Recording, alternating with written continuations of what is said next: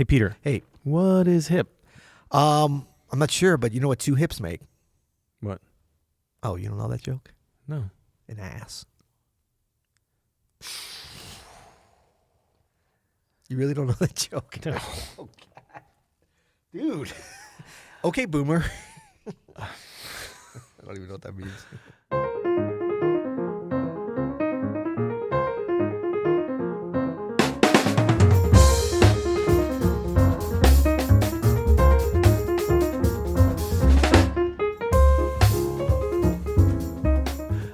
I'm Adam Maness. And I'm Peter Martin. And you're listening to You'll Hear It.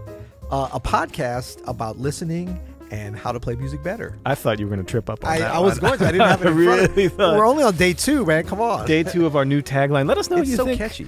About, yeah, it's a podcast about listening and how to play better. And now some of you play maybe... music better? Play music better? Play music better. Right. Now some of you might be wondering, why are we not saying play jazz better?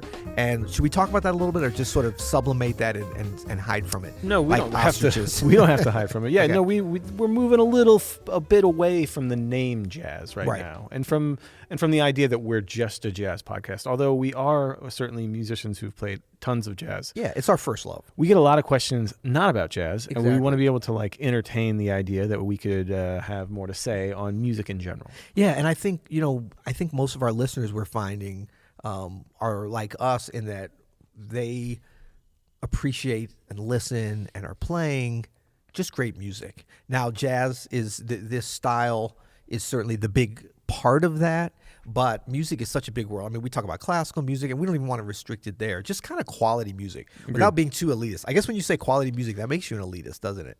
But I want to learn. I mean, I want to dive into bluegrass and different things I don't know as much about. We don't normally do that because we want to bring some level of expertise. But I think the umbrella of music, and especially improvisation, if nothing else like that, and obviously piano. We talk a lot about piano because we're first and foremost pianists. But you're a bona fide multi-instrumentalist, professional multi-instrumentalist. I'm a very amateur multi-instrumentalist.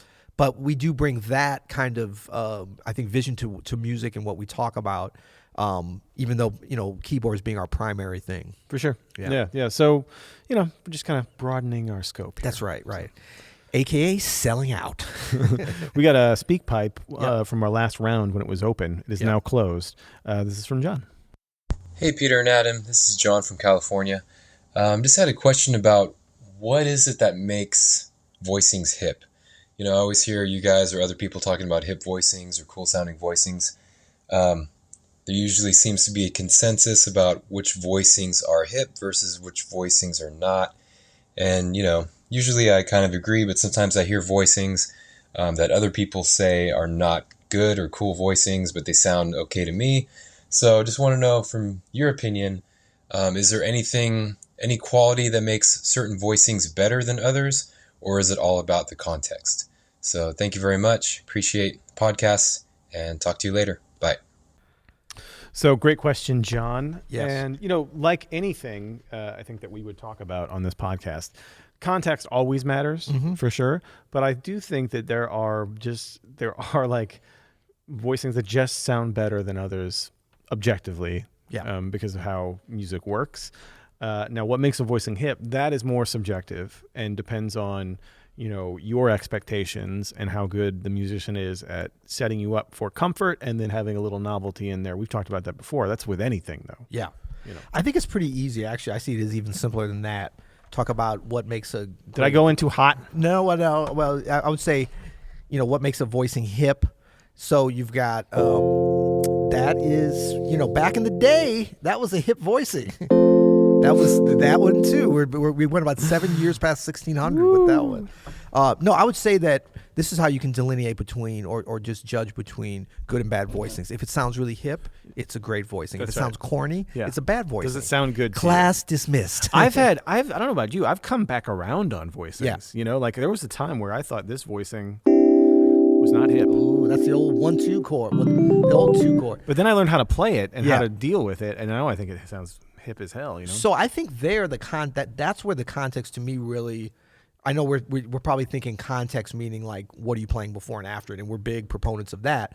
Or where are you playing it too? You know, if you're at a Methodist church in Minnesota on a Sunday morning, on a cold Sunday in winter, you better not. Well, no, but are you going to be pulling out a sharp 9, sharp 11 voicing? You know what I'm saying? That's dark, man. You might be ended up in a basement prison in Minneapolis. You pull that bad boy out. No, but so there's that context. But I think the context of who's playing it and how they're playing it. For so sure. You started with those triads. We always joke about, Keith Jarrett can make double triads. Yeah. Keith Jarrett can make a double triad hip, right? Because he plays it so well. Now, I don't know if he can make it hip on the key station. I don't know if anybody could.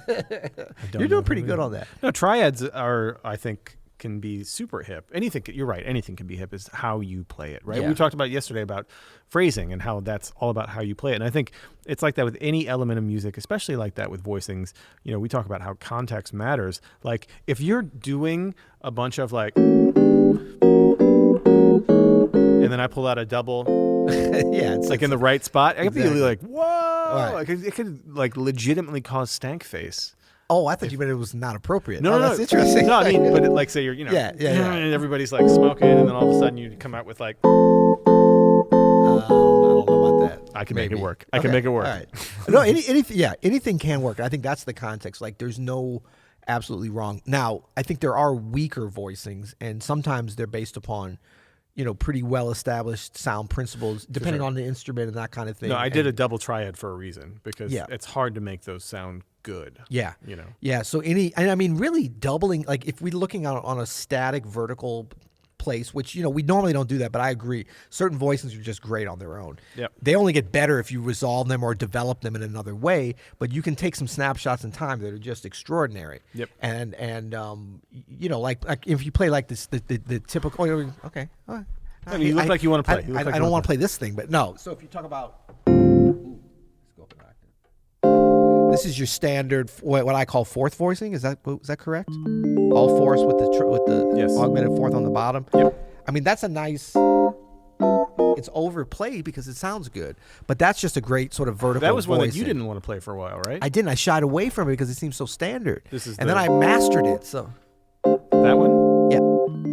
Yeah. Do you like that? I do like that. Yeah. Yeah, I'll play that. Oh, so you had to try to hip it up there. But you can hip anything. That's what I'm saying. Yeah. It's a context thing, right? Yeah. So I think that,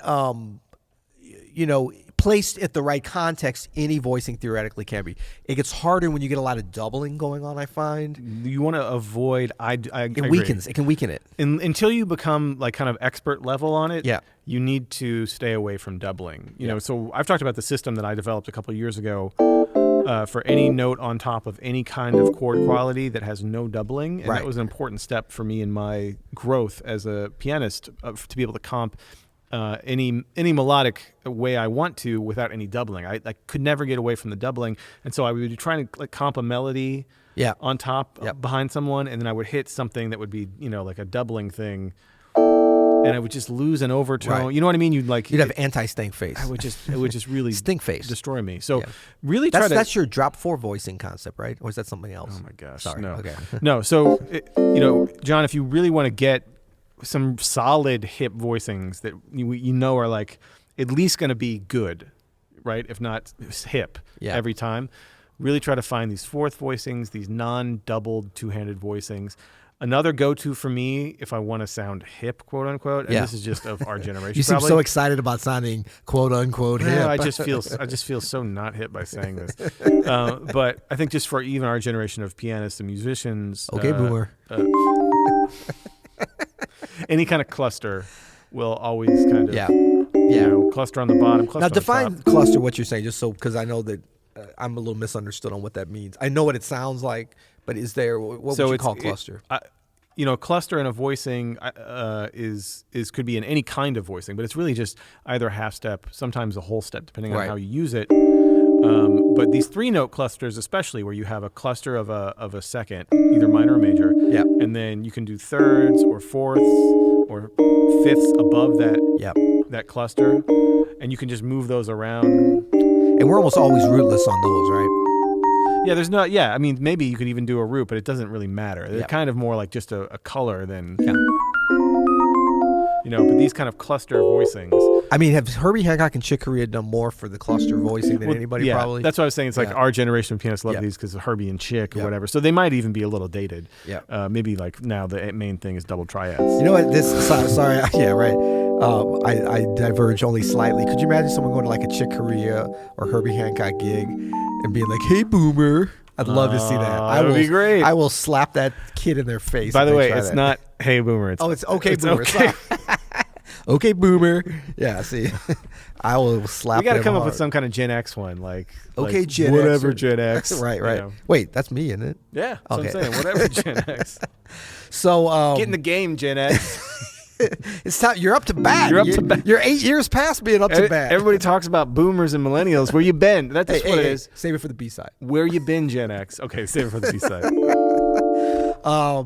Yeah. So that's kind of quality context. I think that shows by the sort way, of how they're related. Complexity, I don't think equals hipness at all. No. Like you don't think you have to have flat 9 sharp 11 on every voicing and that makes it hip. That's not exact. That's not at all. And I think when you get into the more complex voicings, be it more first of all, a lot of very complex sounding voicings don't have as many notes as most people think. Agreed. Because there's really good quality. In general, there's so many exceptions. When you get into voicings, lots of exceptions. Even like with doubling notes, because sometimes that can work great. I mean, you talk about block chord voicings. Within that, you can have some doubling in there, and it can sound beautiful. But the complicated voicings that the context of how you play becomes, I think, even more important. Agreed. Because you're especially if it's like a dominant chord complex voicing like you just hit, Yep. you're gonna have a lot of tension there. So if it's a time that it needs a lot of tension, it's gonna be great. That's true, but it doesn't necessarily automatically make No. it hip. One of my favorite voicings is this. I like that. And I consider this like an F add 2 over A, right? But it works in great context going from...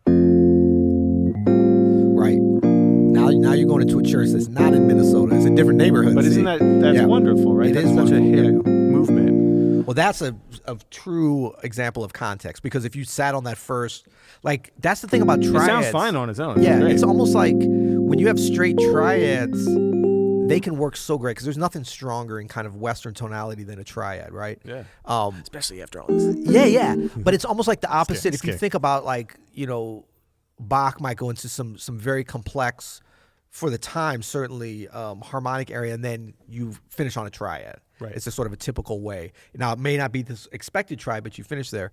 Whereas in this kind of playing, in like more modern contemporary music, you can start on a triad and then start to move away from it, and maybe you come back or not. But it's almost like you like that second chord you did made the triad hip, even though it happened afterwards. Right. Totally. Yeah. That B flat triad now. Yep. That's the contextual aspect of any kind of... And that's why I still believe that, like, it's very hard to isolate any of these. That's why I always come back to, like, voicings, chords, voice leading.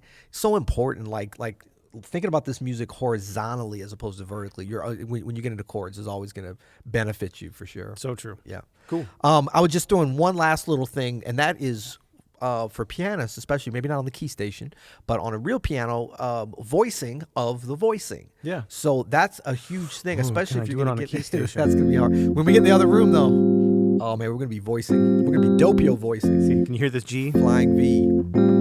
So I'm trying to bring out the G, right? Yeah. It's easy because I'm... And so by voicing, what I mean is, bring out certain notes, as Adam's demonstrating here, and that can be the difference between the success or failure of a voicing. So it's not always what you see on paper. That's a good voicing. That's a bad. How are you going to play it? Yeah, That's true. nice, man. You're taking us to church. To church. Nice. I like it. Church indeed. Okay. Yeah. Thank you, John, for the question. Yes, sir. Thanks, John, in California. Hope you're warm out there. Yeah, it's not warm here. We're going to finish it up in the pod cave here and then move to our new digs. Yeah, this is one of our last episodes here. I know, it's going to be We're so hitting much the better. home stretch. We're looking forward to it. And until then, You'll hear it.